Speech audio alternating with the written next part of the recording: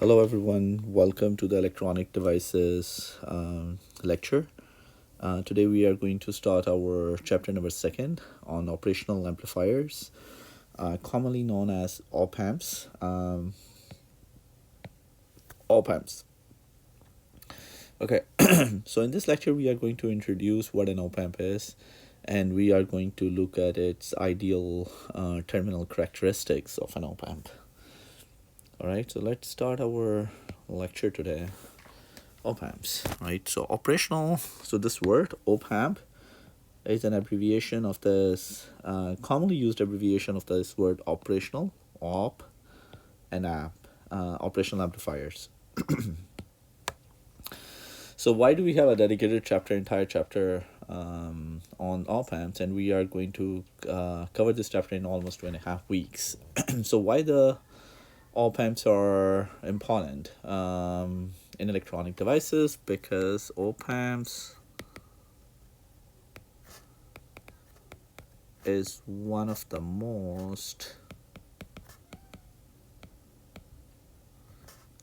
commonly used circuit building block.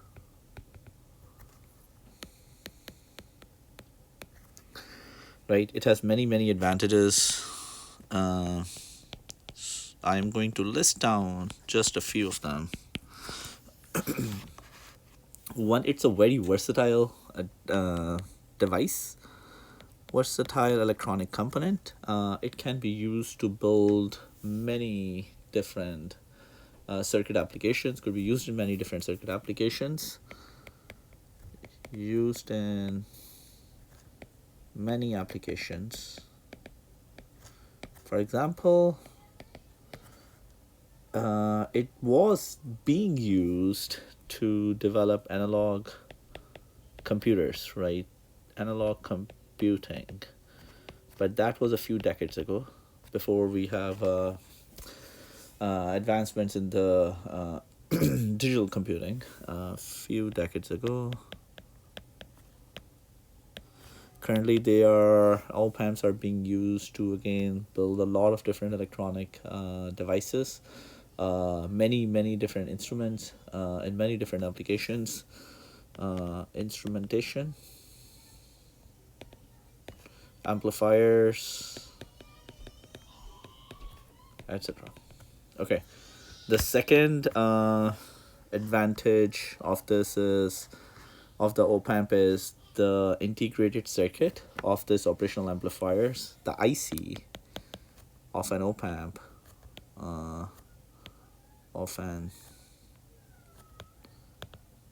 op-amp. By the way, the number is 741. It is one of the most commonly used IC that is used in building electronic circuits, again because of the op-amp. So why, again going back to why it is the most commonly used circuit building block, because it's the ideal characteristics, or the characteristics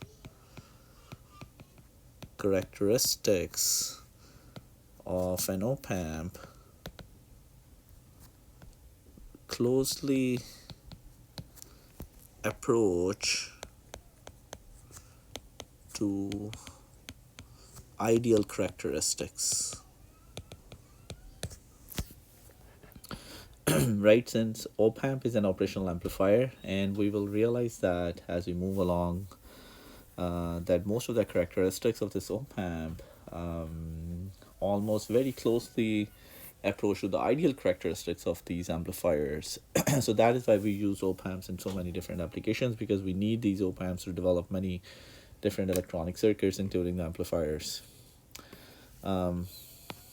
Another important advantage of these is it is extremely low price. These ICs, 741 ICs, can be bought for cents.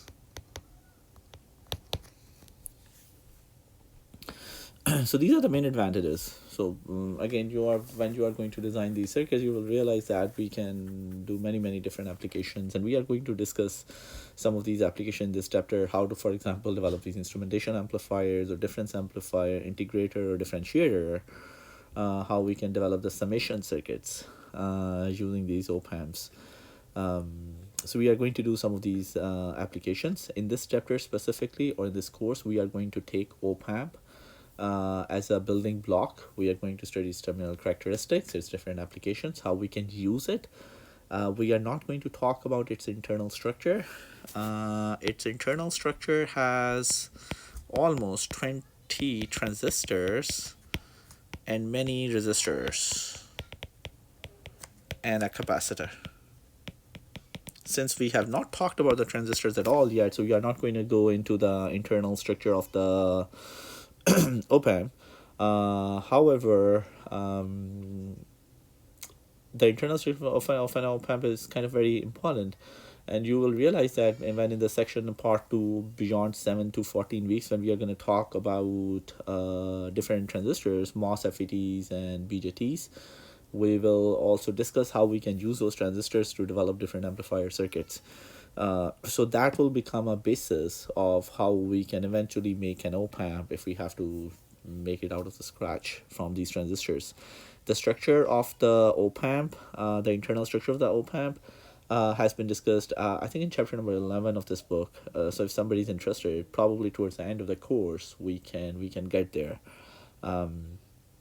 But considering this chapter, we are going to just use that as a building block. We are going to look at its terminal characteristics again, and we will use it in different applications. We are going to develop different these devices using these op-amp circuits. Right, so we are going to study terminal characteristics,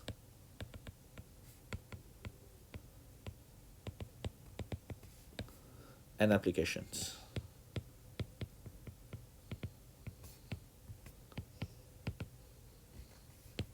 So these are the two things that we are going to talk about in more detail in this chapter. Okay, so let's move forward with the with the terminal characteristics of an op-amp. Okay, so before so let's first see what is the how does an op-amp look like, or what is the symbol of an op-amp.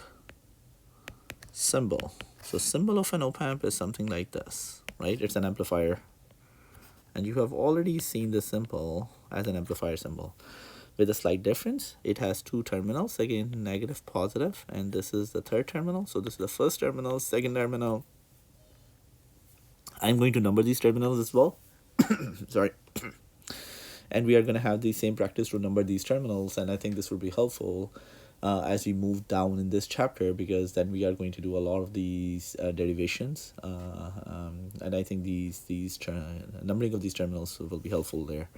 So we have an output terminal V0, we have two inputs V1 and V2, right?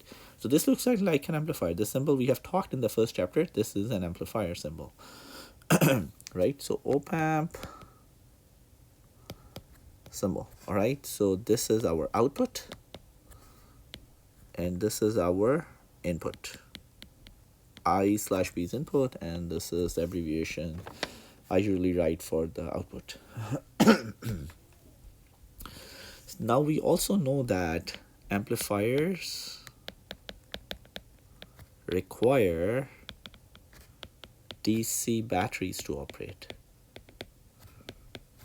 Right, so we discussed that in chapter number 1 in very detail, that we are providing more signal or more power to the output. Where that power is coming from is from these external batteries, DC batteries that we supply. So once we, how they look like in terms of symbolic representation over here in an op-amp is this.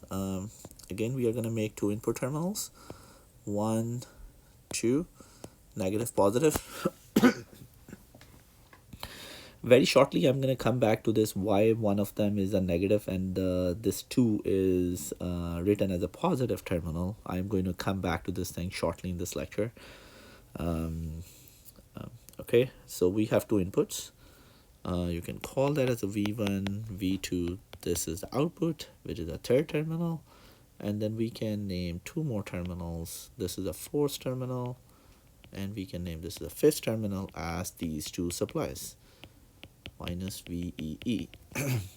And if we want, we can also further expand this to to something like this, as we have done in the past.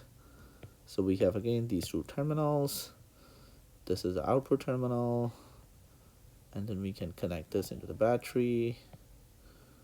Then we can connect again this to the battery, and this goes all the way over here, right? So this is VEE, this is VCC, and this is grounded. This is V0, V1, V2. This negative positive, I'm going to come back to that. But importantly, this one terminal is known as a inverting terminal. That is where there's a minus sign here. And the two terminal is a non-inverting terminal. That is where there's a positive sign here. We will discuss why is that shortly again. But this is a more kind of a complete picture of an op-amp that is powered by two batteries, VCC and VEE. We discussed that in very detail in chapter number 1. Okay, so this is how the symbol looks like.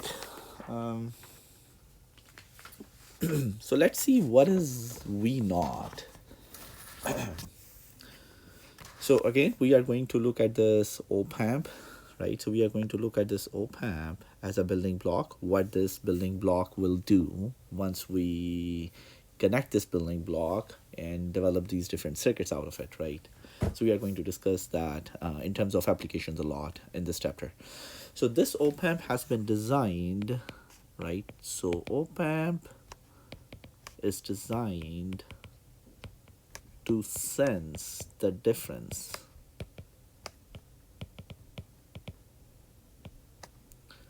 between the two voltage signals at input terminals. Right, so what this operational amplifier is supposed to do, it is supposed to sense the difference between the two inputs, V1 and V2. So essentially what it's going to do is, it is going to do V2 minus V1. It is supposed to take a difference of the signals that we are applying at its input terminals. The other thing it is supposed to do is, it is supposed to multiply the difference by a gain, by a voltage gain, labeled as A here, and take that as an output.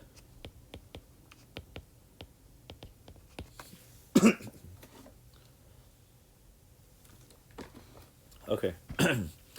So this is what the amplifier is supposed to do. It is supposed to take a difference. So it is supposed to take a difference in between these two inputs, V1 and V2, and then multiply this V1 and V2 by a gain factor, A, to appear at the output terminal number 3. So our V0 here, right? So our V0 here will become A times, which is the gain factor, V2 minus V1. Right, and we can see that this is an amplifier because it's a gain factor A associated with that, and then V2 minus V1 is taking the difference in between the two terminals. So this is kind of a very, very first or the basic characteristics of an amplifier, of an op-amp, that it takes the difference and multiplies it with the gain. So let's also build I'm going to build an equivalent electrical circuit of this op-amp, and then we are going to look at its characteristics in a slightly more detailed way. Okay, so here is the equivalent circuit model. Equivalent circuit model of an op-amp. All right. So the equivalent circuit model of an op-amp is something like this. Again, we kind of did that already, but now we are going to slightly expand it a little bit more.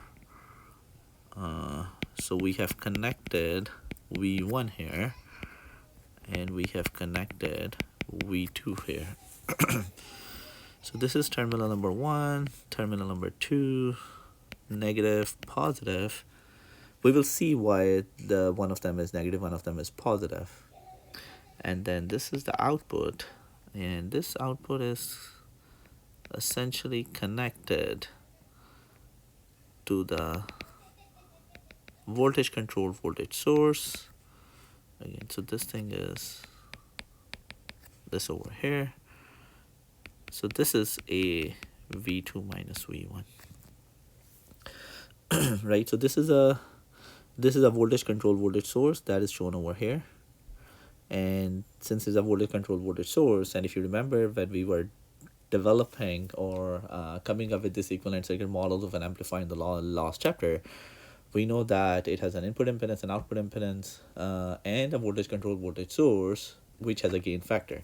So the gain factor over here is A, and it multiplies that gain factor to V2 minus V1. All right. Another thing that we will realize shortly is that the current drawn from the sources is negligibly smaller and ideally zero. So the I1 and I2 that is coming from the input sources will be zero for an ideal operational amplifier. We can also simplify this model as this. V0, V1, V2, I1 0, I2 0. All right, so this is a simple model of an op-amp. So let's look at the properties of an op-amp, kind of the terminal properties of an op-amp in more detail. All right, so important characteristics, important terminal characteristics. All right, so the first important terminal characteristics, if you remember from chapter number 1, so one thing that you may realize over here is that this op-amp, if I look at this equation A V2 minus V1, this shows that this is a voltage amplifier, right? It is multiplying a gain to the difference in the voltages that is appearing at the input terminals of an op-amp. And if you remember the ideal characteristics or the design considerations of a voltage amplifier, we discussed that for a voltage amplifier, for an ideal voltage amplifier, the input impedance should be as high as possible, ideally infinite, and the output impedance should be as small as possible compared to the load resistance, and ideally zero. So op-amp has these properties very close to these ideal characteristics. Right, okay, so ideal op-amp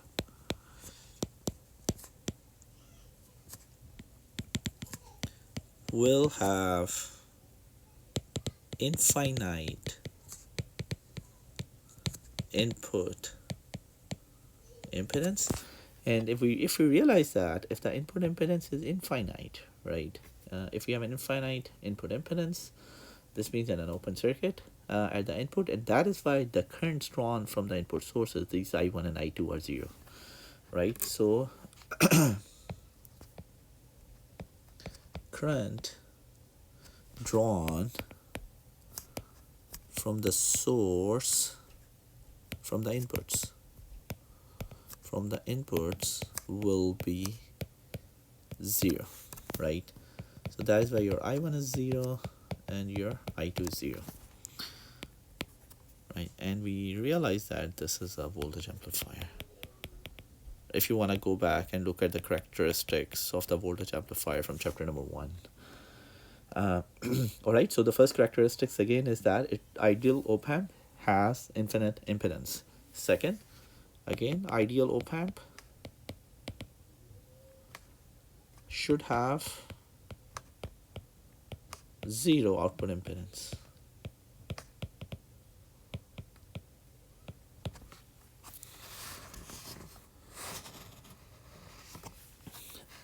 Right, so if I consider that our output impedance of an op-amp is 0, this means that our terminal number 3, this terminal number 3, terminal 3,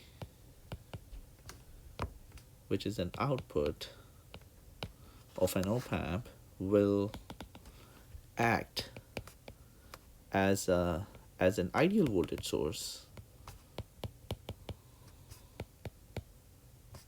and will be independent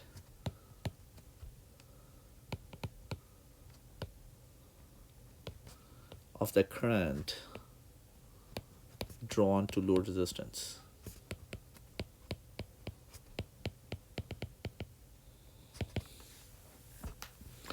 All right.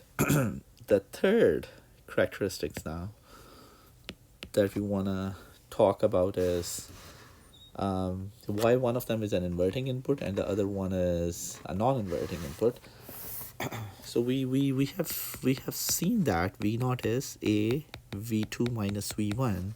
So this means that our output of an op-amp is in phase with V2,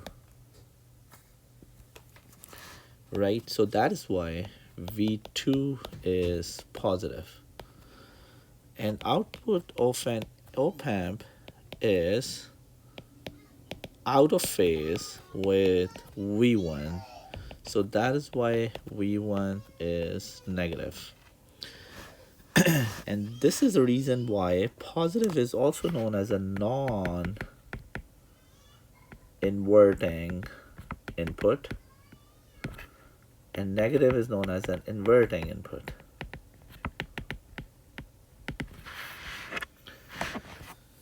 Okay, so we have again, this is our output. Our output is amplifier gain A and V2 minus V1, the two input voltages that we have applied at the input terminals. And so this shows that our output, which is V naught at the terminal number 3, is in phase with this V2 and out of phase with this V1. And this is how it is taking the difference. So this means that our V2, the input terminal V2, is labeled as positive, right? So our terminal number 2 is a non-inverting input terminal, and our terminal number 1, where we are applying V1, is commonly referred to as an inverting input terminal. Okay, we are going to look at another important characteristics, which is another important thing is note that the output only responds to the difference of the V2 and V1, right? Op-amp responds only to the difference signal V2 minus V1 and ignores any signal common to both inputs.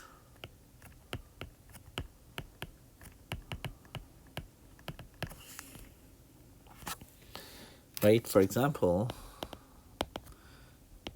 if V2 equals V1 equals 1, the output voltage will be equals to 0.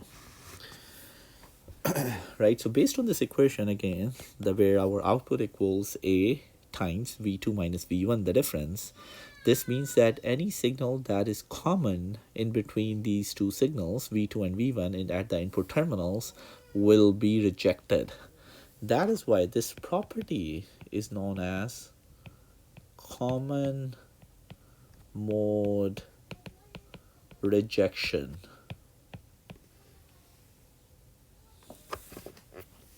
So our op-amp will have a 0. Op-amp will have a 0 common mode gain. Common mode gain. In the next lecture, we are going to define how we can express our input signals as a common mode signal and as a differential signal, how we can classify our input signals to the op-amp as a common mode and differential signals. And we will see that our amplifier is going to reject the common mode components and will take the difference of those other components that are present in the input signals V2 and V1. Okay, Now our fifth property is, so our op-amp has a differential input, has a and single-ended output. Single-ended output amplifier, right? So op-amp is a differential input single-ended output amplifier. Why? Because at the inputs we have two voltages, V2 minus V1, right? We have two voltages, V1 and V2, and we are taking a difference. Or op-amp is taking a difference of these voltages. So that is why it is called as a differential input, right? And our output is a single-ended output where our output is V0 A times V2 minus V1. All right. The sixth property is we have looked at, for that let me go back here. Yes, over here. We see that over here for the voltage controlled voltage source, the gain of this source A is known as a differential gain. The V2 minus V1 is a different signal and we are applying a gain of this signal. So this A factor, this gain factor A is known as a differential gain. A is called as a differential gain of an amplifier, or it is also known as an open loop gain.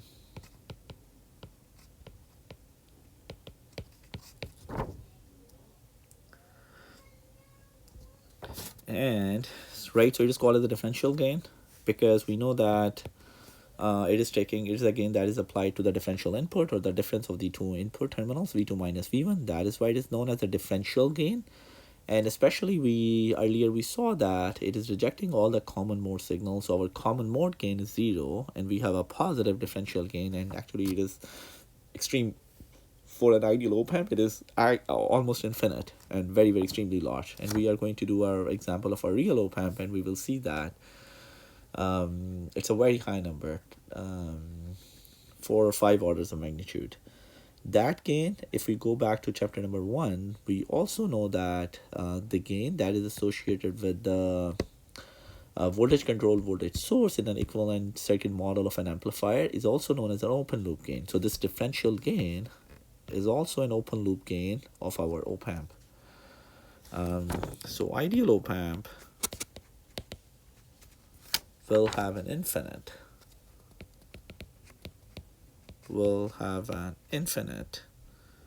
differential gain, right? Infinite or extremely large for a real one.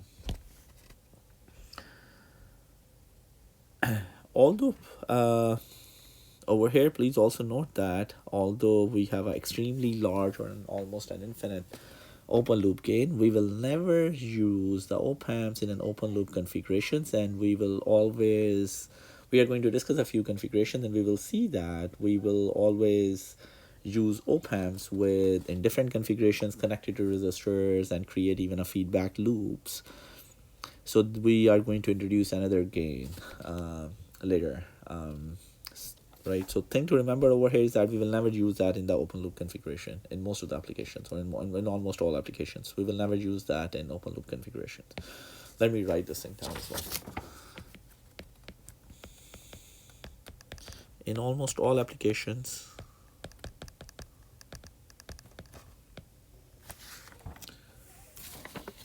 op-amp will not be used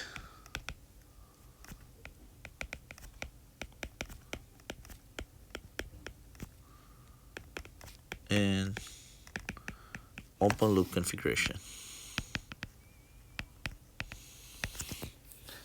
All right, now the last property is the bandwidth. If you remember, we kind of introduced the term bandwidth. So bandwidth of an amplifier is the range of the frequencies for which the magnitude response is constant, right? And this is what we want. We want an amplifier to amplify all the frequencies that are present in the input signal. So for an ideal op-amp, we want its bandwidth to be from 0 to infinity. It should amplify all the frequencies that are present in our signal, right? So ideal op-amp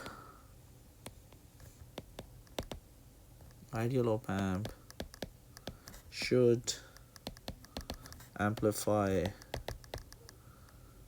all frequencies, right? 0 to infinite. So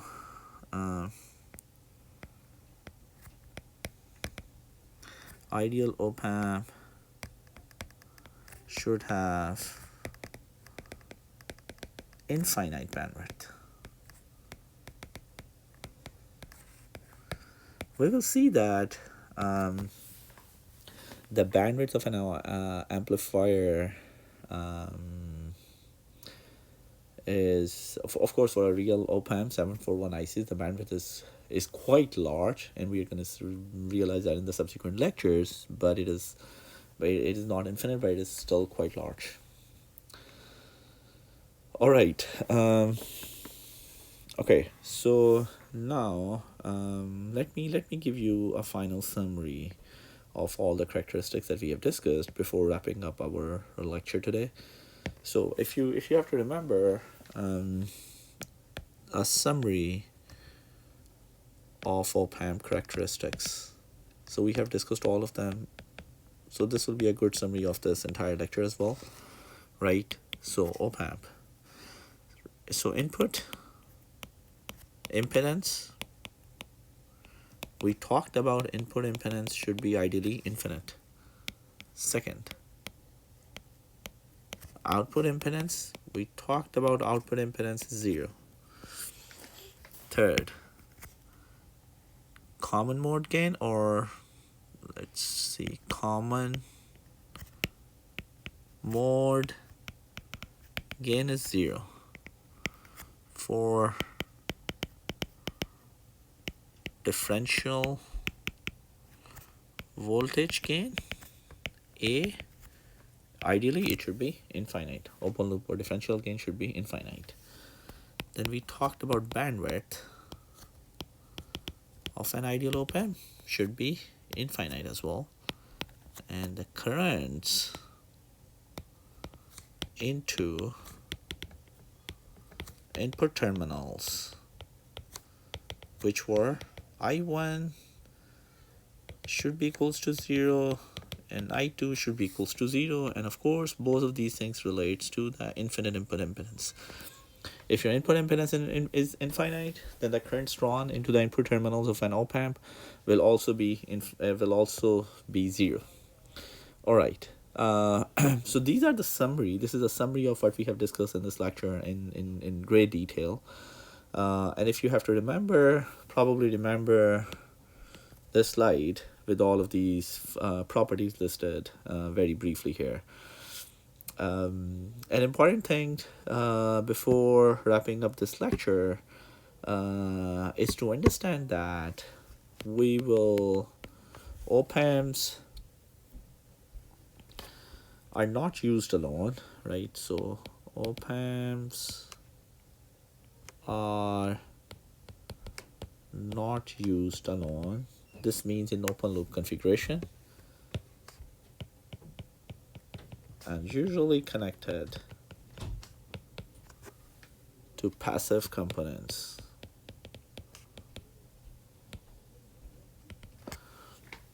In a feedback circuit.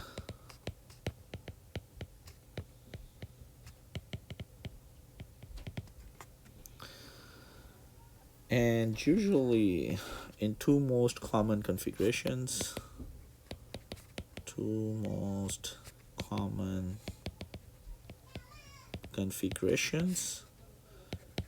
inverting configuration and non-inverting configuration. And I think this will be what we are going to discuss in the next lecture.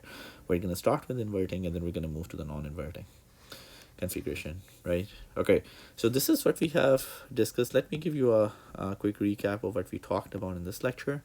We started with introducing the word operational amplifiers. Operational amplifier, op-amp. The IC number is 741. Very commonly used electronic component in many different applications.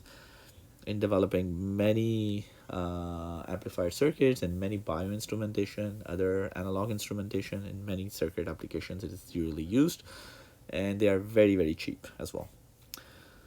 So our focus of this entire chapter is going to learn its terminal characteristics, how we can connect that into different circuits and develop these different applications. So this is what our objective is. We introduce the symbol of an op-amp, which is very similar to what we have discussed in chapter number 1. The difference that we saw over here is that the output of this amplifier, what this amplifier is doing is, it's a differential amplifier. So it is taking the difference of the two input terminals, or the two input voltages that we have applied at terminal 1 and 2. So it is doing V2 minus V1 and multiplying it by a gain factor A. Then what we talked about is essentially all of these summary properties. We said that it's a voltage amplifier, and ideally its input impedance is very, very large, ideally infinite, and that is why no current is drawn into the terminals. The output impedance is 0. We talked about the common mode gain is 0, and this gain is whatever the common signal is present. If there's any common signal that is present in between V1 and V2 terminals, since it's a difference amplifier, it is going to subtract them out. So that is why our gain is 0. We will not have any common signal present in the output. The only signal that we are going to have is a differential signal, so we have a gain for that as well, and that is ideally infinite. Our bandwidth will also be infinite, because ideally, of course, we want all the frequencies to amplify. Okay, and our take-home message of this chapter was, although we have discussed these individual terminal characteristics of an op-amp, and this will be very useful in analyzing later parts of these chapters and developing different applications. An important thing to note over here is that we will never use these op-amps in open loop configurations. They will always be connected with different passive elements, for example, resistors. And we will, in particular, we are going to talk about of two important configurations of these op-amps, inverting and non-inverting configurations, starting in the next lecture. So with that, thank you so much, and I will talk to you in the next lecture about this. We're going to start with inverting configuration of an op-amp. All right, thank you so much. Have a good rest of the day, and I'll talk to you in the next lecture. Bye-bye.